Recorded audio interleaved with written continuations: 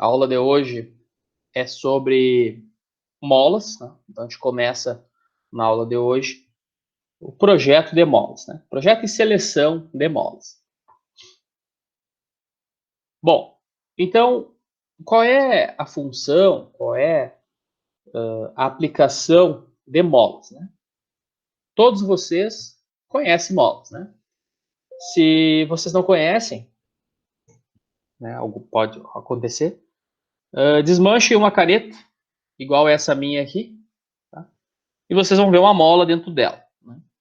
Geralmente, nas aulas presenciais, eu geralmente desmancho uma caneta de algum colega de vocês e pego a mola, né? Estou desmanchando a minha caneta aqui e essa minha caneta não tem mola. Que beleza. Deixa eu achar outra que tem a mola. Aqui vai ter. Aqui. Então, desmanchei uma caneta. Tá aqui uma molinha, né? Então, com essa pequena molinha aqui, nós podemos, então, estudar e entender diversos conceitos sobre molas, tá? Então, peço que vocês aí, se vocês tiverem uma mola aí, uma molinha de caneta, desmanchem a caneta de vocês e fiquem com ela na mão aí durante a aula. Beleza. Então, pessoal, a mola, ela serve, então, para exercer força, fornecer flexibilidade e ou, né, para armazenar ou absorver energia, tá? Então, são as aplicações da mola. Então, exercer força. Então, existem molas que são colocadas em estruturas para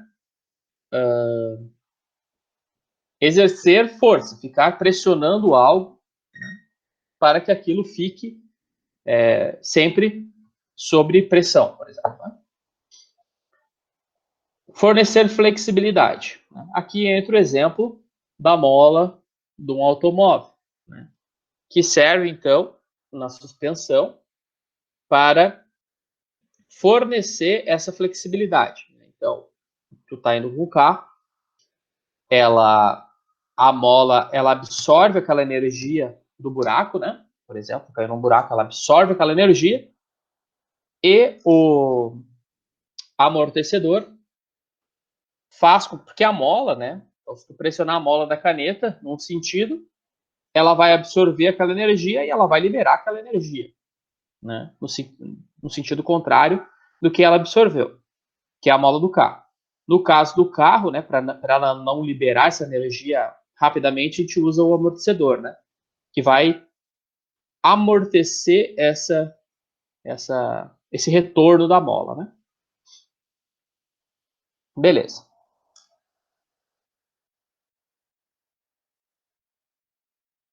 Então, molas, geralmente, são conhecidas mais popularmente, digamos assim, por molas helicoidais, tá? Que são né, a forma mais comum aí de conhecer molas. Bom, geralmente as molas helicoidais, igual as molinhas da caneta aqui, são feitas então com arame redondo, tá? E o que a gente precisa fazer então? A gente precisa determinar a tensão da mola, né? E outros dados aí para o projeto, né? Um deles, então, o primeiro que a gente vai fazer é ver, então, a tensão cisalhante na mola. Para isso, eles pegam, então, a gente pega um diagrama de equilíbrio, né, das forças, que está aqui. Então, aqui a gente tem a força F, essa mola está sob compressão. Aqui a vista em corte da mola, né? Então aqui as espiras é cada voltinha da mola, né? Aqui o Dzinho, o diâmetro do fio, tá? O que acontece em molas helicoidais, tá? As molas helicoidais, elas indicam cisalhamento direto e torção. Por quê? Cisalhamento direto, porque a força está aqui, né? Cisalhamento direto, que ela tende, se a gente transportar essa força da linha descendo até aqui, ela vai fazer um cisalhamento direto, uma força F, aqui ela, né? E também ela está deslocada, né, nesse ponto da mola aqui, ela está deslocada da linha descendo. Então ela vai ter um torque, que vai ser essa força vezes o Dzão. O Dzão é o diâmetro da mola inteira, tá? Esse aqui é o Dzão e o Dzinho é o do fio, tá? Dzão sobre 2. Então, torque igual a força vezes Dzão sobre 2, que é a distância, né, da mola aqui, dividido por 2. Beleza. O que acontece, então? Como eu falei para vocês, cisalhamento de torção e cisalhamento direto, né, que ocorre aqui na mola. Então, o torque máximo, ele vai ser... Torque não, desculpa. Cisalhamento máximo, ele vai ser o quê? Vai ser a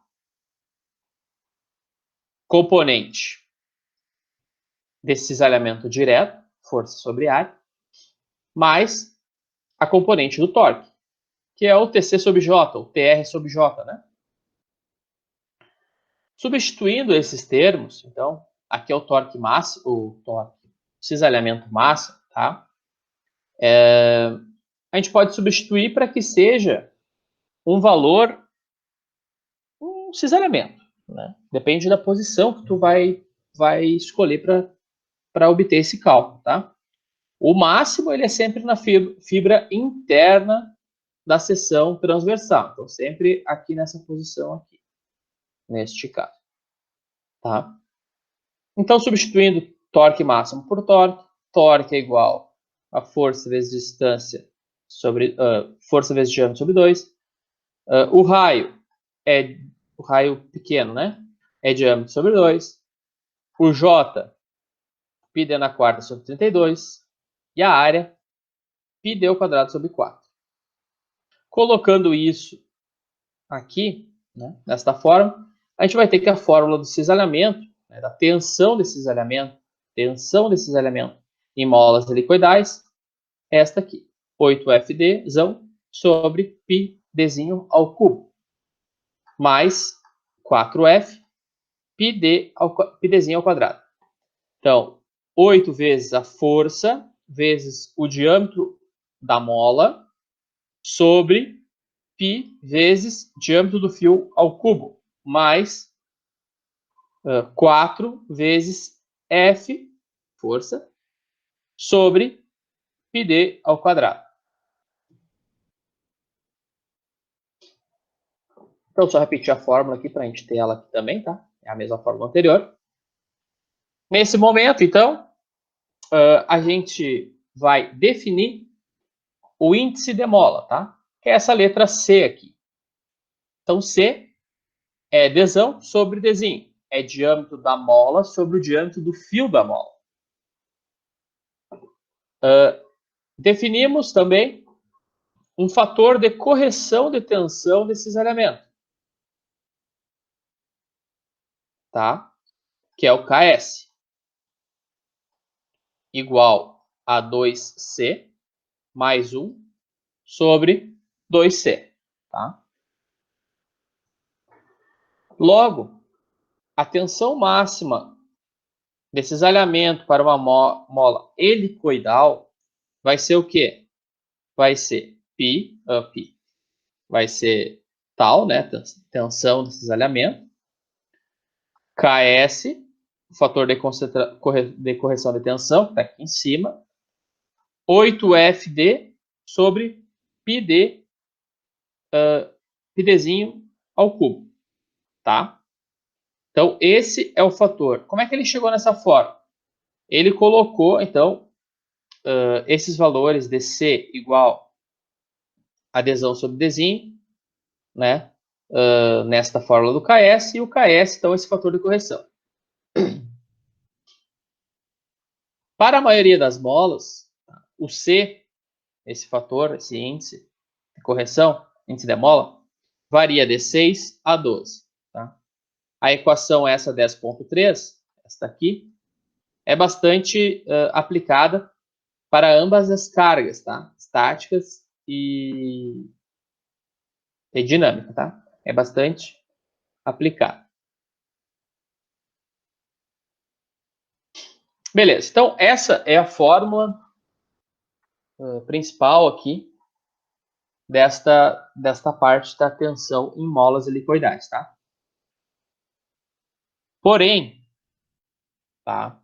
A gente está trabalhando com uma mola, e a mola ela é curva.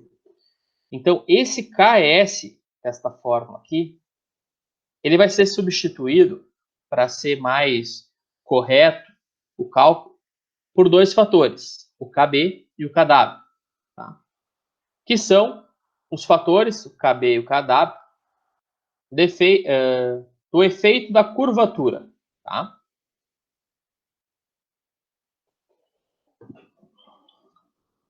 O efeito da curvatura. O que acontece? O tipo de concentração de tensão de efeito na fibra interna, devido à curvatura, pode ser ignorado por condições estáticas e dúcteis, devido ao trabalho a frio localizado. O que é, então? Talvez não tenha ficado claro. O que é o KS, tá? O KS é um fator de correção, estou tentando desenhar um fio aqui, devido ao fio, né? Nós sabemos que lá em vigas curvas, lá que vocês já devem ter visto lá com o Marcelo, em vigas curvas, há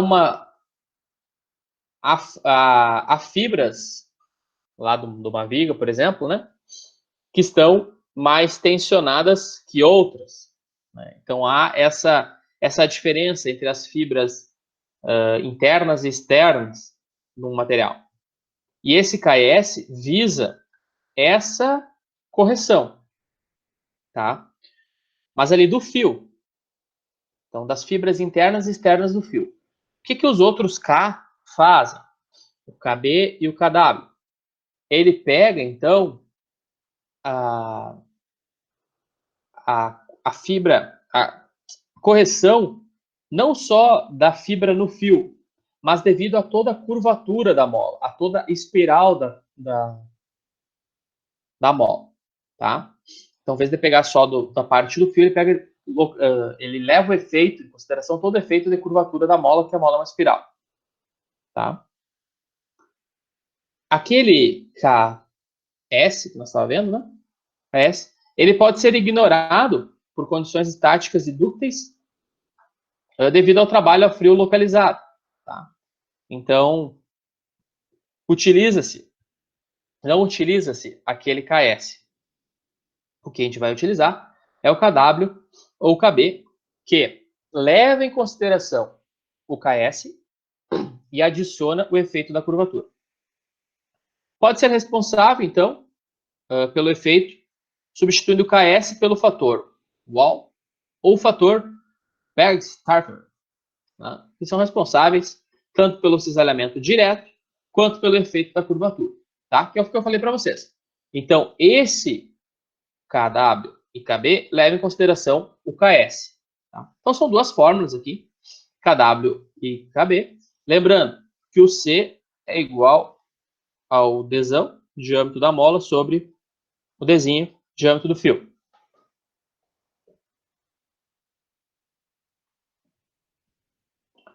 Então, se nós fizermos, então, cancelando o efeito da curvatura para isolar o fator de curvatura, tá?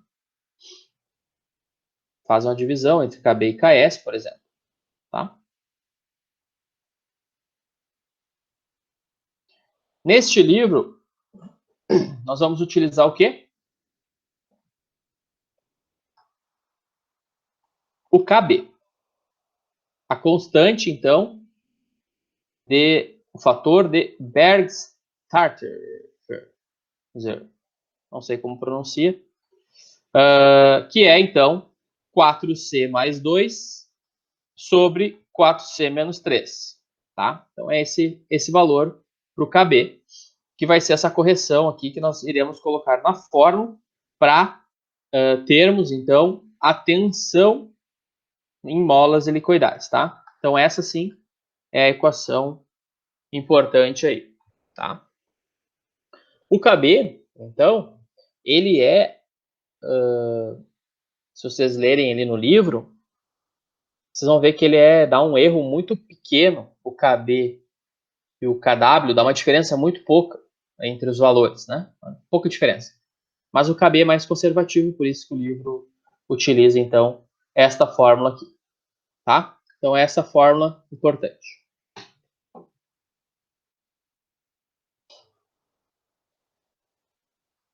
Bom, então, nós já temos a tensão da mola, que é importante nós saber. A tensão, que é com essa fórmula aqui.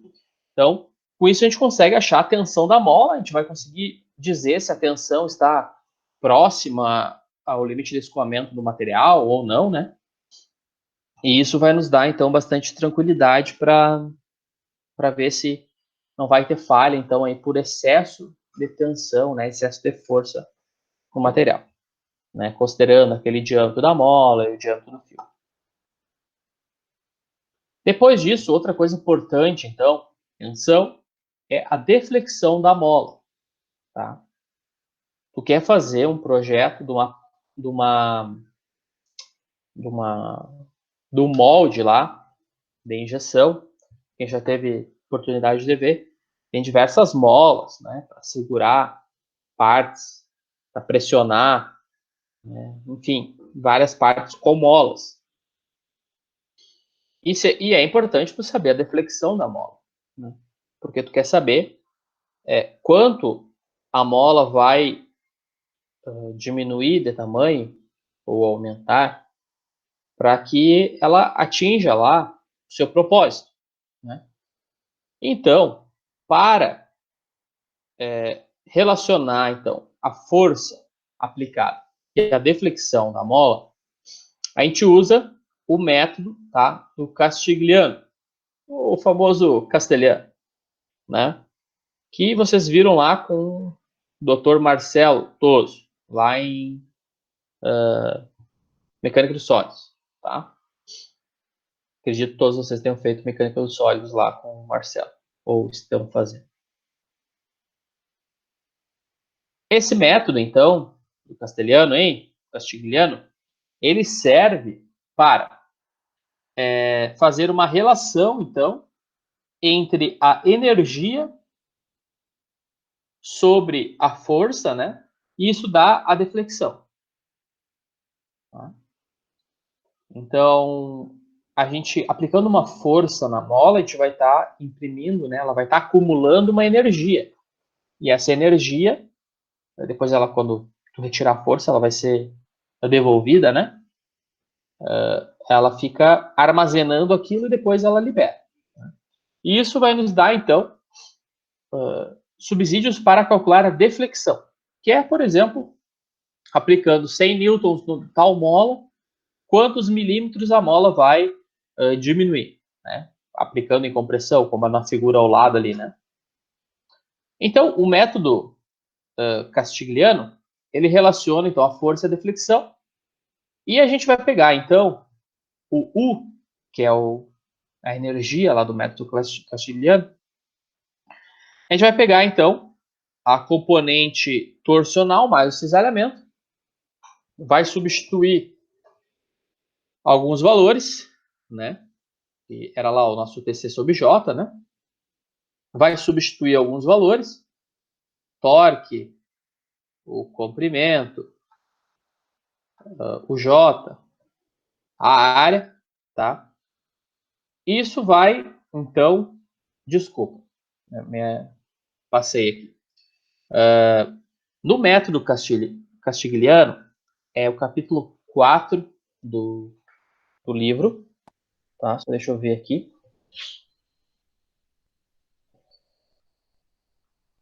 Capítulo 4 do livro. A gente iria nas equações 4.16 e 4.17, tá? que tem, então, a energia de deformação, que essa é a U, né? O U é energia de deformação para. Então, a energia de deformação para o torque tem esta forma, e para o cisalhamento direto, né? Tem esta fórmula aqui. Então, são essas duas fórmulas unidas, né? Porque aqui a gente tem uma composição de esforços. A gente vai ter, então, a energia de deformação igual a isso aqui. Substituindo os valores, agora sim, né? Substituindo os valores. Torque é força vezes o diâmetro dividido por 2, o diâmetro da mola. O comprimento da mola é π d N. N é o quê? Número de espiras ativas, tá? Então aqui, ó, a gente tem uma espira, duas espiras, três espiras, quatro espiras, cinco espiras, seis espiras, sete espiras. Tá aí esse pedacinho aqui, professor, esse pedacinho. Ah, tem que ver, tá? Então existe uma tabela aonde depende de cada tipo de mola, vai dar um número de espiras ativas, tá? Então, guardem isso. Nós logo mais iremos ver, então, esse número de espiras ativas, que é, digamos, um número de voltas da mola. Então, óbvio, né? O comprimento é o comprimento total do fio aqui, né? Então, é πd vezes n. O J é o nosso momento de inércia polar. O A área. Então, substituindo esses valores, nós vamos ter, então, outra fórmula, né? E esta fórmula, então, seguindo o método do Castiglione, a gente vai derivar em relação a F, em relação à força. Tá? Então, derivando isso, tá? Isso que o método Castiglione, lá do capítulo 4, fala, vai nos dar, então, derivando a energia de deformação em relação à força, a gente vai ter a deflexão. Tá? Então, feita essa derivada, nós vamos ter 8F dzão ao quadrado vezes N, número de espiras, sobre Dzinho na quarta, G, modo de elasticidade transversal, 4F dN sobre D ao quadrado G. Tá? Visto que, então, o C, né, o índice de mola, é Dzão sobre Dzinho, tá? E fazendo algumas considerações, nós vamos ter que y é igual a 8fd na n sobre d elevado na quarta, dzinho elevado na quarta, vezes g, vezes 1 mais 1 sobre 2c ao quadrado. Esse número aqui, entre parênteses, esse número aqui, vai dar alguma coisa muito pequena, tá? E para facilitar o cálculo, então, o livro diz que y é aproximadamente isso. Tá? A deflexão, então, é aproximadamente isso. Tá? Esta fórmula é importante. Então, a deflexão de uma mola ela vai ser 8 vezes a força, vezes o diâmetro da mola ao cubo, vezes o número de espiras, sobre o diâmetro do fio elevado na quarta, vezes o G. Tá? Outra consideração importante que a gente fala, né? Isso aí vocês já viram lá em Física 1, já viram no ensino fundamental, eu acho, no ensino médio também, que é a constante de mola, né? Quanto maior essa constante de mola, constante K, né, a lei de Hooke, né? Fala sobre isso, mais rígida a mola vai ser, né? Então, a constante de mola é muito importante para nós, porque ela é uma relação, então, entre a força e a deflexão. Se tu tiver um K muito alto, tu vai precisar de uma força grande para movimentar 10 milímetros. Se tu tiver um K baixo, tu vai precisar de uma força bem pequena para movimentar os mesmos 10 milímetros. Né? Então, fazendo essa consideração de K é igual a F sobre Y, a gente vai ter que o K, o constante de mola, vai ser igual a diâmetro do fio na quarta vezes G sobre 8 vezes diâmetro da mola ao cubo vezes número de espiras, tá? Então, essas equações são muito importantes. Equação 10.8 e equação 10.9, tá? Então, são chaves aí para verificar critérios de deflexão, né, a 10.8, de quanto que essa mola vai ser deslocada, e para conhecer também a constante da mola, né? Então, tu vai projetar uma mola para tensão, tu vai verificar ela na deflexão, né, quanto que tu quer que ela tenha de deflexão, por exemplo. Com isso, tu vai achar um número de espiras, né? Pode ser que tu queira achar o número de espiras, pode ser que tu queira achar o K, né, constante de mola, e com o K tu consegue comprar uma mola comercial. Então, tu tá fazendo, tu não está projetando uma mola nova, né? Tu está selecionando uma mola. Então, depende da tua aplicação, o teu cálculo é muito importante, então, achar para o teu cálculo o K, que é o constante da mola. Tá? Então, quem já teve a oportunidade de comprar mola, eu uma vez, quando estava trabalhando lá nessa empresa que fazia antenas, eu tive que projetar uma, um molde para estampagem, né? Então, esse molde, ele era para ser usado em prensa, né? Então, ele tinha várias molas, porque ele tinha que achatar, né? Cada batida da prensa ele tinha que achatar. E além disso, tu tinha um blank, um disco de alumínio, que ia ser estampado, né? Então, esse disco de alumínio, tu não pode só chegar e bater ele na cavidade, né? No buraco. Tu tem que ter também molas com uma pressão, uma força exata para que utilize o prensa-chapa, né? Para fazer que conforme a carga da prensa vai entrando, aquele disco seja pressionado e seja colocado aos poucos e com uma força controlada para dentro da cavidade. Então, naquela oportunidade, eu tive que fazer esses cálculos, né? E verificar o K, achar um K, né? E aí a gente comprou algumas molas. Comprou algumas molas, montou a peça, montou lá a máquina, né? E deu errado. Né? Não deu certo. A pressão que estava, a força que estava sendo exercida era muito grande. Rasgava a chapa. A chapa era uma chapinha de 2 milímetros de alumínio.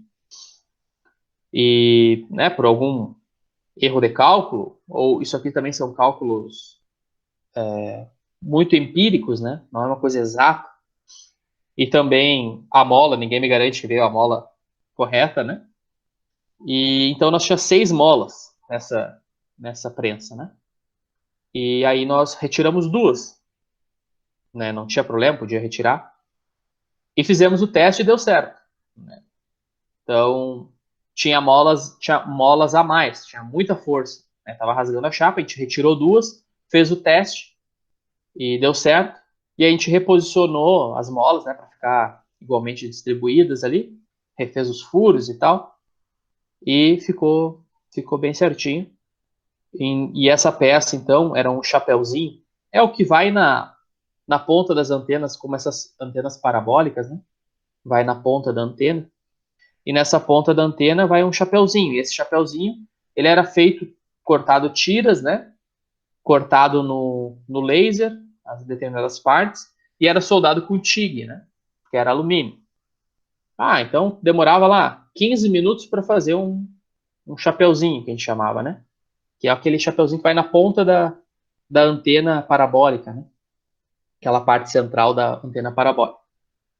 E aí, com o método da estampagem, não demorava 30, 40 segundos para fazer, né? Porque só cortava o disco, o blank, colocava na máquina e ia fazendo a estampagem, né?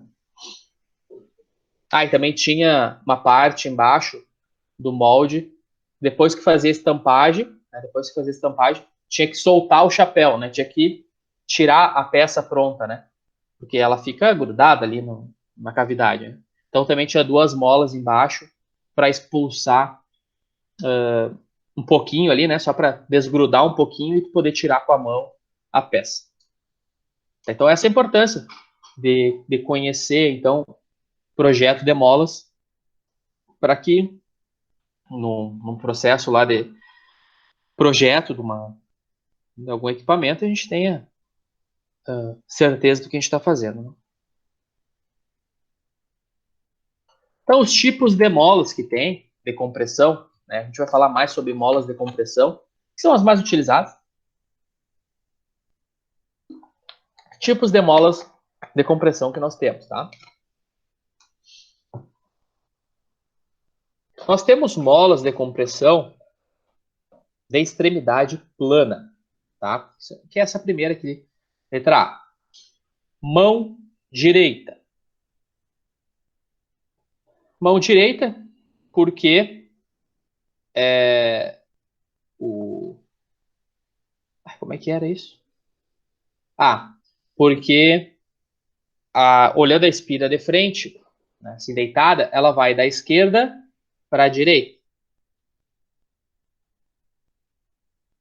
Era isso? Ai, não me lembro agora, pessoal. Deu um branco aqui. Tem no livro explicando ali como é que tu verifica se a mola é mão direita ou mão esquerda. Como é que era, meu Deus?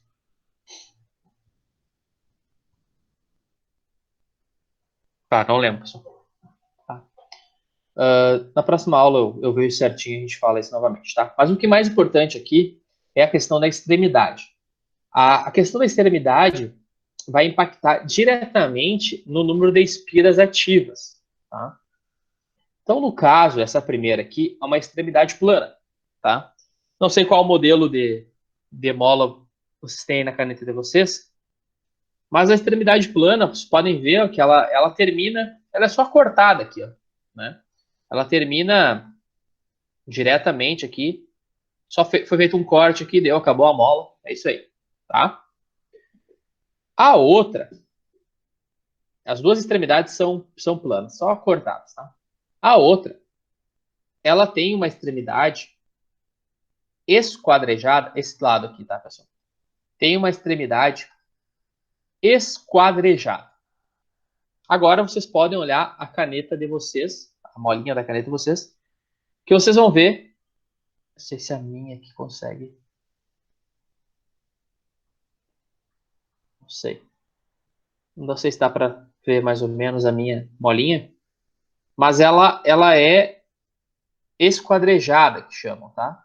Ela tem, então, uma dobra no final para que ela fique plana aqui embaixo, tá? Então, para quê? Para facilitar o assentamento, né? Então, aqui vocês podem ver, ó, que ela não segue a mesma inclinação que as outras aqui, ó. Ela, no final, ela tem uma dobrinha a mais para, então, fazer um encaixe melhor aí da mola na estrutura lá que ela vai ser colocada. Geralmente, tá? Molas de carro são esquadrejadas.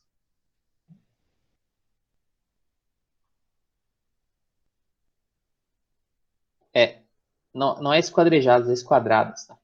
Acho que é esquadrejadas correção, a tradução correta. Tá? A C, aqui, essa aqui, na verdade, ela tem um erro, tá? Essa B aqui, ó, não é esmerilhada, tá? Ela só é esquadrada. Agora sim, a gente tem uma extremidade esquadrada e esmerilhada, tá? Essa é bem importante a gente verificar. Esquadrada é a mesma que a anterior, né? Ela tem aquela dobra final para que seja fique bem certinho, né? O encaixe dela. Porém, se vocês olhar da mola de vocês, vocês vão verificar a mola da caneta de vocês ali, vocês vão verificar que tem uma partezinha que tem uma pontinha ainda. Tá? Aqui, ó, bem aqui, ó. Não sei se dá para enxergar. Bem aqui. Tem um ressalto ali. O que a esmerilhada faz? Ela vai deixar essa mola totalmente plana embaixo. Então, ela vai passar em uma máquina e vai fazer uma esmerilhada, né, uma esmerilhagem para que ela fique totalmente plana. Molas que precisam de um assento dessa mola, na colocação dela, muito perfeito. Então, precisa dessa superfície bem acabada. Exemplos, então, que nós temos aí, as molas lá das válvulas do motor de automóveis tem essa superfície esquadrada e esmerilhada, tá?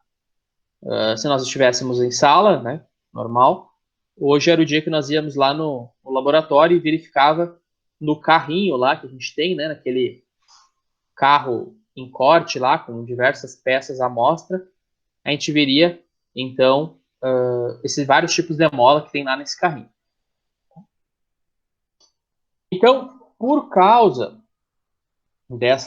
dessas diferentes tipos de mola, tipo da extremidade da mola, a gente vai ter, então, o número de espiras ativas, tá? O NA, o total de... Opa, desculpa. O número de espiras ativas, o NA, tá? É o número de espiras ativas, que é o que a gente coloca naquelas fórmulas lá. Ele vai ser o quê? O NA. A gente vai ter número total de espiras, NT. Numa mola plana, é NA, que é o número de espiras ativas, que a gente conta lá quantas espiras a gente tem contadas. Numa mola plana e esmerilhada, é o número de espiras ativas mais 1.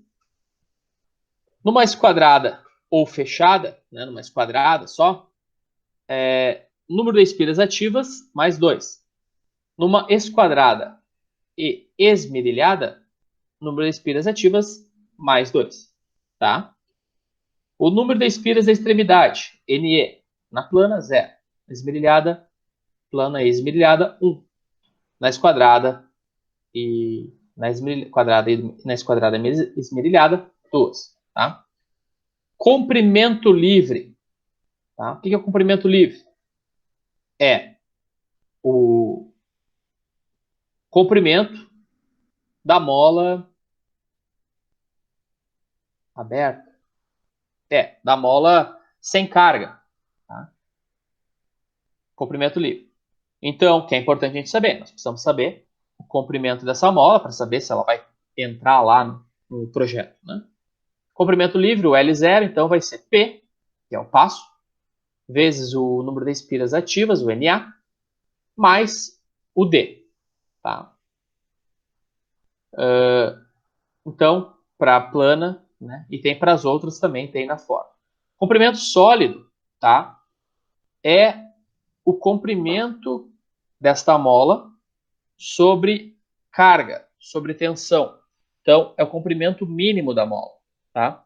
Acima disso, iremos ter, então, problemas. Tá? E o passo, tá? Também calculado aqui de várias maneiras.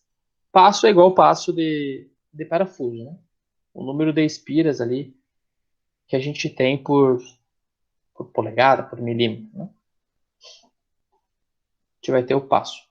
Então tem as fórmulas aí. Beleza.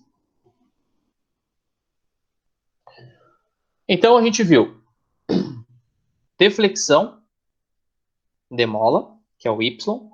Com isso a gente consegue calcular o K constante. Tensão da mola. E agora a gente vai ver estabilidade da mola. Tá? Depois disso ainda a gente vai ver, mais para o final da disciplina, materiais de mola. Mais para o final da disciplina não, mais para o final deste conteúdo. E a questão da vibração, né? Velocidade crítica de mola. E fadiga também, né? Então, são vários critérios, que nem nós tínhamos em eixo. material, tensão, deflexão, né? E não lembro... e velocidade crítica também. A gente vai ter para a mola a mesma coisa. Uma mola ela pode colapsar por velocidade crítica, né? Por vibração. Então a gente já viu tensão da mola, já viu deflexão da mola, que é importante, já viu as questões ali de tamanhos da mola, número de espiras, enfim. E agora a gente vai ver a estabilidade. Então, a deflexão crítica para a estabilidade. Vocês lembram lá o teorema de... Como é o nome do teorema? Mecânica dos sólidos, aí me ajudem aí no chat, por favor. Aquele trabalhinho que vocês fazem lá com o Marcelo lá, deflexão de viga, teorema de... Me ajudem aí. Volmice, será? Não? Não, Não, Volmice tem que nada dá a o ver. critério de esbeltez do material. Como? Hum, Aquele trabalho que vocês fizeram, colocam um sim, peso, não botam uma dá. viguinha. Como é o nome? Teorema... É flambagem o negócio, mano. Não sei o nome dele. Flambagem?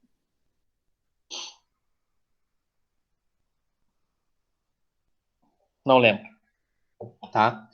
Mas lá tinha também um comprimento crítico, né? Esse comprimento crítico, ele vai levar, então, a um valor que vai exceder a deflexão crítica, né? Então, a gente tem que saber o quê? Tem que trabalhar para que a gente não chegue nessa deflexão crítica. Então, é muito importante saber esse comprimento.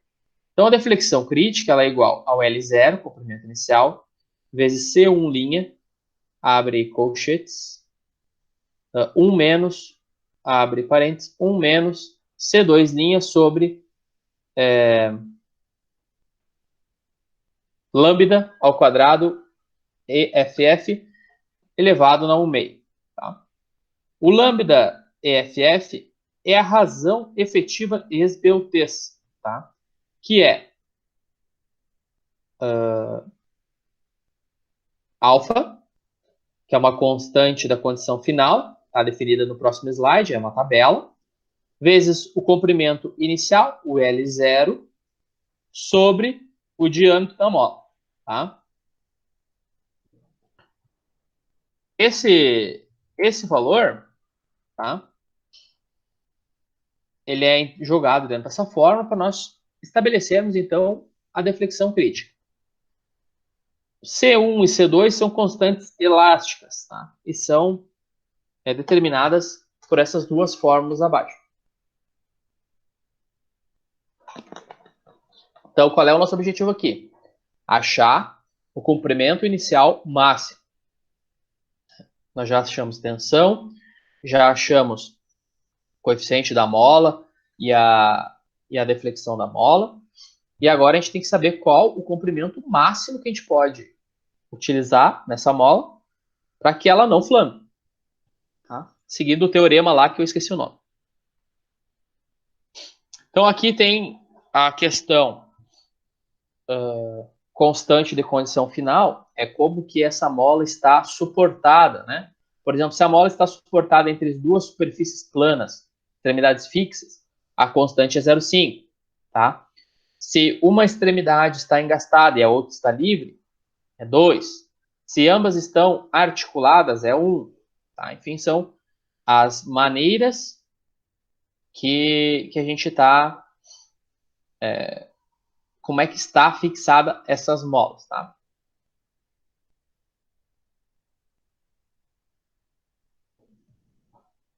Então, a estabilidade absoluta, ela ocorre quando o C2 sobre o lambda 2, lambda EFF ao quadrado é maior do que 1, tá? Esse resultado para estabilidade absoluta, fazendo as considerações e isolando, a gente vai ter L0.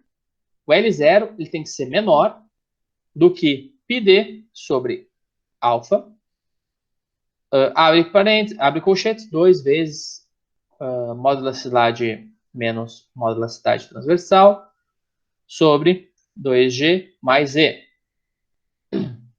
elevado na 1 meio. Euler, teorema de Euler, esse mesmo. É isso aí, tá? Mesma coisa que lá no teorema de Euler, que a gente está fazendo aqui, né? Verificando o comprimento máximo para evitar a flambagem da mola. Para aços, então, né, que a gente sabe que 210 e o G, não lembro, tá? A gente já tem um valor específico, né? E fazendo aqui as considerações aqui, né? Colocando no cálculo o π, tudo isso aqui vai dar 2,63, né? Para aços. Tá? Que a gente sabe ali que é 210 GB e o G não lembro, tá? Então, para aços, a fórmula se resume a L0. Né? Para ter estabilidade absoluta, o L0 tem que ser menor do que 2,63 vezes o diâmetro da mola sobre o alfa. Tá? Para extremidades esquadradas e esmerilhadas, tá? O alfa é 0,5, tá? Que geralmente a gente tem superfícies aí esquadradas e esmerilhadas, na maioria das aplicações nossas, tem engenharia de produtos mesmo. E isso vai nos dar, então, um L0, comprimento máximo da mola, de 5,26 vezes o diâmetro da mola. Tá? Então, esse é o comprimento máximo que a gente vai ter. Como geralmente a gente trabalha com aço, né? A gente usa, então, essas fórmulas diretas. Essa fórmula, então, fórmulas importantes aqui nessa parte do conteúdo. A 1013 e a 1012. Tá?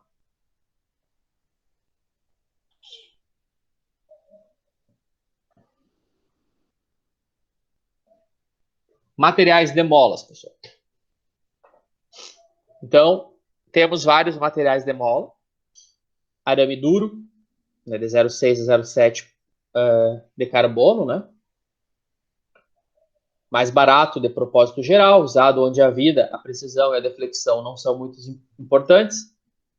Então, aí, usado em aplicações para uma máquina de um arado, né? Máquina aí de processamento de terra, né? Digamos assim, né? Para plantações. Uma mola mais barata, que não vai ter uma precisão e a deflexão não precisa ser controlada, né? É mais tranquilo de utilizar.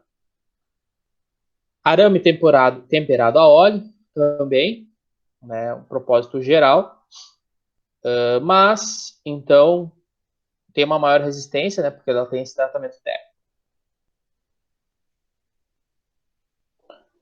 Fio de música, tá? Esse aqui é o tal famoso fio musical.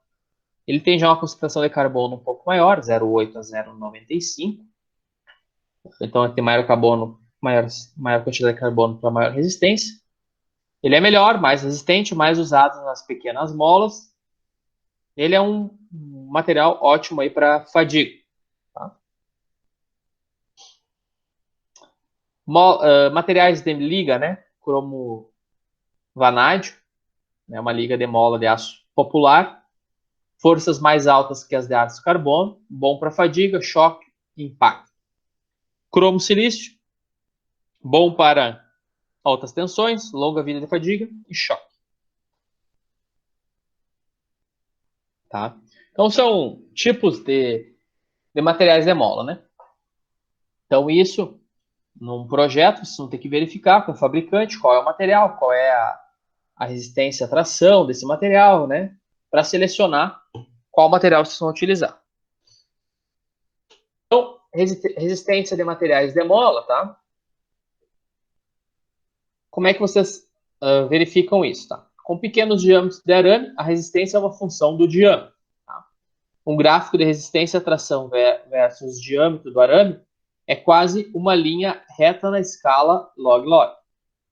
A equação da linha é SUT, limite de resistência à tração, igual a sobre Dzinho elevado na M. Como isso, numa escala log-log, vai ser uma reta, né, lá num gráfico log-log, o que acontece? A gente não, né? Quem fez os estudos iniciais a respeito de molas, já fez constantes, valores constantes, dA e dm, que são esses valores. Então, a gente vai achar o SUT de acordo com esse valor dA da tabela, m da tabela, e o diâmetro do fio, que daí a gente vai determinar. Então, está aqui alguns valores para colocar nessa forma, tá? Aqui tem o material, então aqui tem os tipos de fios, né? Por exemplo, fio musical aqui, ó, né? O fio cromo silício. Aqui o número deles na ASTM. Aqui o expoente M, tá? Então essa coluna é do M. Aqui o diâmetro, né, recomendado do fio, né? Os diâmetros que a gente tem. Isso aqui vocês vão ter que pegar um diâmetro comercial dentro desses valores. Aqui à direita está o A, também é para colocar na foto. E aqui, na última coluna, o custo relativo do fio. Tá? Então, por exemplo, um fio de mola duro estirado é 1, tá? Um custo relativo. Já um fio musical é 2,6. Tá? Um de cromo silício é 4. Fios fósforo bronze, 8. Tá? Então, a questão de custo, né? Que tu quer, quando tu vai fazer um projeto lá, tu vai verificar que várias molas te satisfazem, né? E aí tu vai ter que optar por uma mola mais barata, lógico. Então, aquela lá era a resistência à tração de molas, né? Então agora vamos estimar então a tensão desse cisalhamento torsional, tá? Como as molas helicoidais experimentam tensão desse cisalhamento, a resistência ao cisalhamento é necessária, tá? Se a gente não tiver dados disponíveis para calcular, se nós não tiver dados experimentais disponíveis, né, dados reais, a gente calcula a resistência à tração, tá? A gente assume que a força desse cisalhamento, né, está entre, então, a resistência ao cisalhamento, a tensão desse cisalhamento torsional, está entre 60% a 90% da SUT, tá? Então, o SSY, tá, está entre escoamento desse cisalhamento, tensão de escoamento desse cisalhamento, entre 60% e 90% da SUT. Tá? Beleza. Se nós utilizarmos a teoria da energia de distorção, que diz para nós, né, que SSY é igual a 0,577 SY, e nós jogarmos nessa fórmula aqui, a gente vai ter outro valor, né, bem mais conservativo, dizendo que a tensão desse cisalhamento torsional, né, tensão de escoamento desse cisalhamento, a SSY, ela vai estar então entre 0,35 SUT e 0,52 SUT, tá? Então aqui tem tabelas, né, onde diz então o limite elástico em porcentagem de SUT para tração, para torção e tração, tá? Que são os valores que a gente viu aqui, né? Então esse valor aqui e este aqui. Então tem nessa tabela, limite elástico, porcentagem de SUT, torção, tração. Então, por exemplo, para torção no fio musical, ele varia de 65% a 75% da SUT, tá? Para torção, e para tração de 45% a 60% da SUT. Isso para diâmetros menores do que 0,8. O E, nesse caso, vai ser 203 e o G, 82. Tá? Aí, para diâmetros maiores que 3, os limites elásticos, os limites aqui, o S Desculpa. Os limites de torção e tração mantêm a mesma proporção, só que aqui o E e o G modificam. Tá? Então tem essa tabela 10.5, propriedades mecânicas de fio de mola. Tá?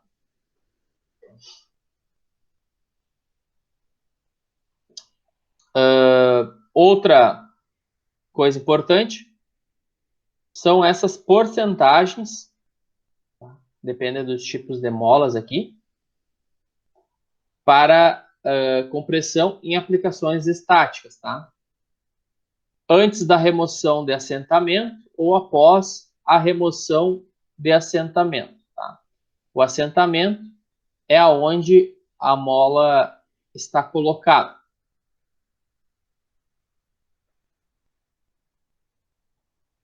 Beleza? Já inclui ali os valores de KW, KB e KS. Tá? Então, inclui essa parte do assentamento. O assentamento, só para lembrar vocês, é esta parte da, por exemplo, de uma mola esmerilhada, né? Então, a gente vai ter uma porcentagem maior aqui, ó, que ela vai ter o assentamento removido, então ela vai ter uma porcentagem de 60% a 70% maior do que a não removido, né, essa remoção que é de 45%. E esse, então, é o exemplo 10.1 que eu vou mostrar para vocês. Bom,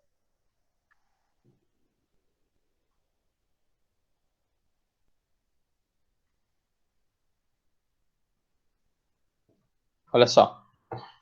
Então, uma mola de compressão é feita do fio de música, fio musical, número 16. O diâmetro externo da mola é 11 milímetros.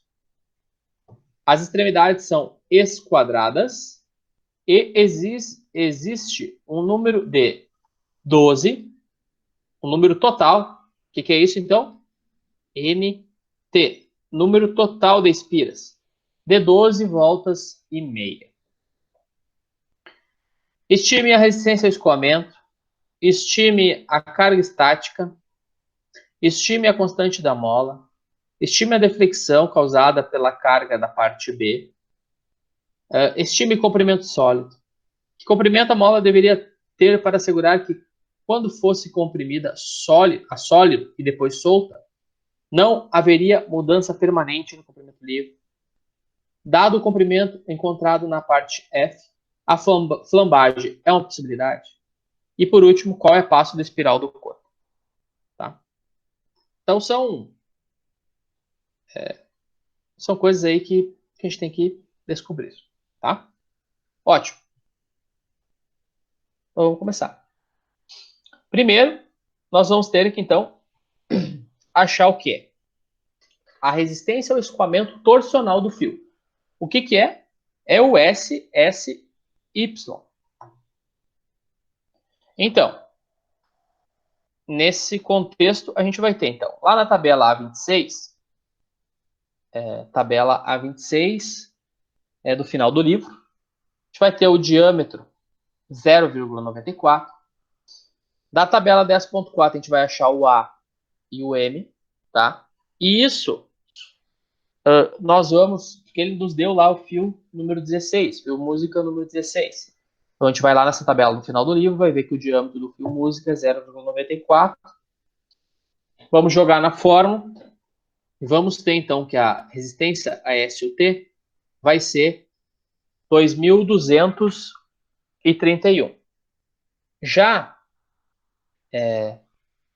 da tabela 10.6, tá? A gente vai ter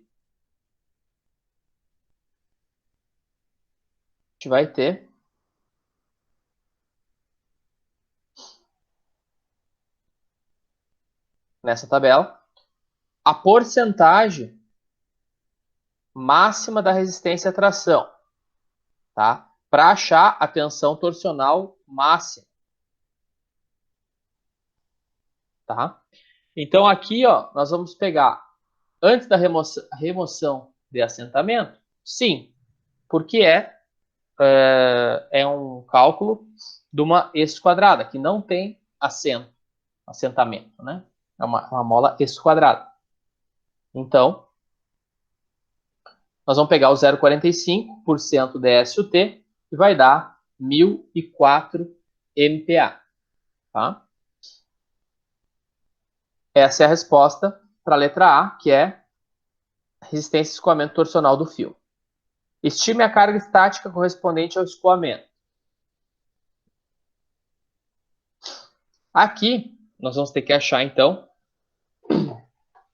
a carga, a força. Lembrando da fórmula que nós tínhamos lá, nós tínhamos que a tensão era igual a 8 desão, aquela fórmula clássica, equação 10.3. Esta fórmula aqui. Né? A fórmula, uma das fórmulas mais importantes. A gente consegue isolar esse F. Isolando esse F, a gente consegue achar a carga máxima suportada por aquela mola. Nós temos o diâmetro dela, nós temos o diâmetro do fio, o π nós sabemos, temos que achar o Ks e a tensão máxima desses elementos. Tá? Que a tensão máxima a gente consegue em tabelas também. Então, o que acontece agora? Então, agora, nós vamos achar, primeiro, o KB, né? Lá era KS, né? Mas a gente falou que a gente vai utilizar o KB nesse livro. Acho o KB, 1, né? Que é uma função de C, basicamente, que o C é tesão, desão sobre desinho, né? Então, vai dar aqui o valor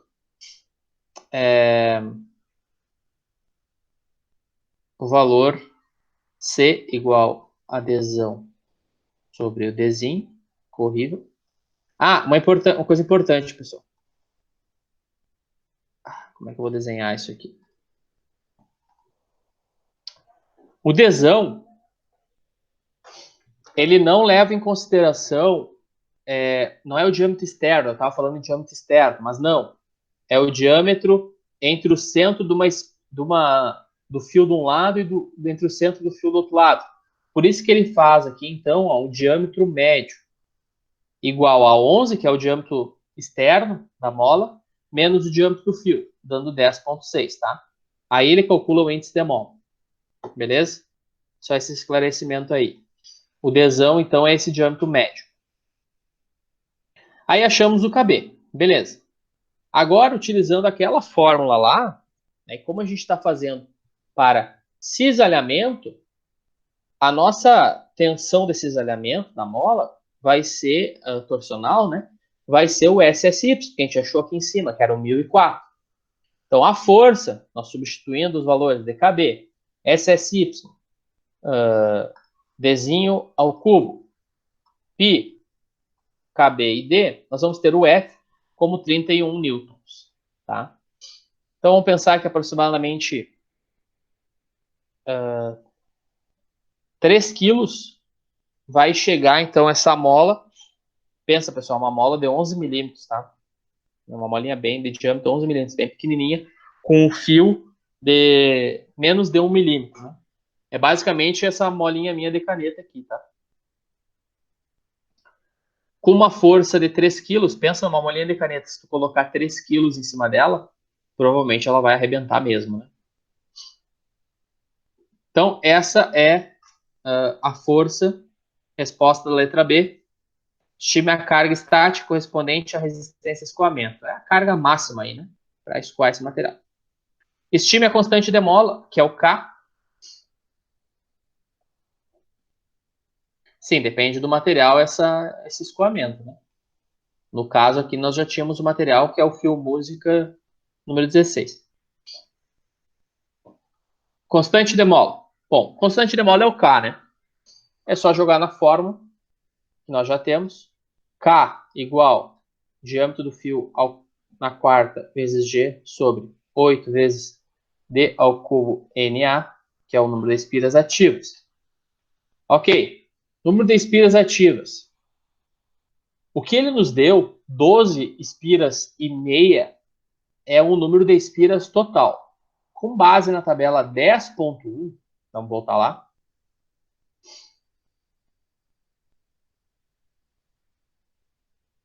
Número de espiras total para uma esquadrada. Tá? NT vai ser igual a NA mais 2. Logo, NA vai ser NT menos 2. Então, é 12,5 menos 2, 10,5. Então, está aqui. 10 voltas e meia. Esse é o N, desta forma aqui. Fazendo isso aqui, o K vai ser 0,9 newtons por milímetro. Fazendo, essa é a resposta. Uma resposta, letra C, constante de mola, K, 0,9 newtons por milímetro. Letra D, estime a deflexão causada pela carga da parte B e com a constante de mola, né? Então, lá, Y é igual a força sobre K, né? Força é igual, lei de Hooke, Kx. Aqui, no caso, é Ky, né? Força é igual a Ky. Então, Y é igual a força sobre K, que vai dar 34,4 milímetros. Com aquela força de 31 e com esse K, ao aplicar essa força de 31, a gente vai ter uma deflexão aqui de 34 milímetros. Tá? Essa é a resposta da letra D. Estime o comprimento sólido da mola. Ok, comprimento sólido é o LS. Tá? Eu não vou voltar lá, mas naquela mesma tabela que nós fomos lá para verificar a fórmula para achar o NA, o número de espiras ativas, tem a fórmula do NS. Tá? NS é igual a NT mais 1 vezes o Dzinho. Então, o comprimento sólido vai ser 12,7. O que é o comprimento sólido? É ela toda pressionada. Aqui não dá para ver, né? Porque se eu soltar, cai, né? Mas ela toda pressionada, a mola, é o comprimento sólido. Então, o mínimo comprimento que essa mola vai ter é 12,7. Tá, e qual é o comprimento livre, o L0? Bom, o L0 ele vai ser o comprimento sólido mais a deflexão. Tá? Esse vai ser, então, 47,1. Então, nós já respondemos duas aqui, né? Comprimento sólido. Isso, comprimento sólido. Que comprimento a mola deveria ter para assegurar que, quando fosse comprimida e depois de solta, não haveria mudança permanente no comprimento livre? Tá? Tem que ter, no mínimo, esse comprimento, que é o Y, que é a deflexão da mola, mais o L0. No mínimo, 47,1. Tá? Pode ser um pouquinho maior? Pode, não tem problema. Agora, a letra G é para evitar a flambagem. Tá? Então, para a flambagem, para evitar a flambagem, a equação 10.13 e a tabela 10.2 nos dão, então, né? Foi falado lá que o L0, né, o comprimento crítico, ele tem que ser menor do que o quê? 2,63 vezes Dzão sobre alfa. Como o fio musical é um fio de aço, a gente sabe que o alfa é 0,5. Então, a gente coloca na fórmula e vai nos dar que o comprimento, o L0, é 52,9. Observe, nós temos um L0 de 47,1 na resposta acima. E agora, para a flambagem, tem que ter no mínimo 52,9. Então, a gente está dentro do limite, né? Essa mola não pode passar de 52,9. Matematicamente, o comprimento de 47,1 é menor do que 52,9. Então, a flambagem é improvável. Contudo, a conformação nas extremidades controlará o quão próximo é de 0,5. Isso tem que ser investigado e pode ser necessário uma barra interna ou um tubo externo ou furo, tá? Que é aquela questão do assentamento, né? Geralmente, quando tu quer assentar bem uma mola, tu faz um rebaixo na peça que está assentando ela, para que a mola não escorregue, né? E ela fica bem assentada ali. Beleza. E a última resposta era o passo, o P, né? Que era retirado lá da equação da tabela, né, onde tinha as equações. Vai lá para a mola esquadrada, vai ter lá que o passo é 4,4 milímetros.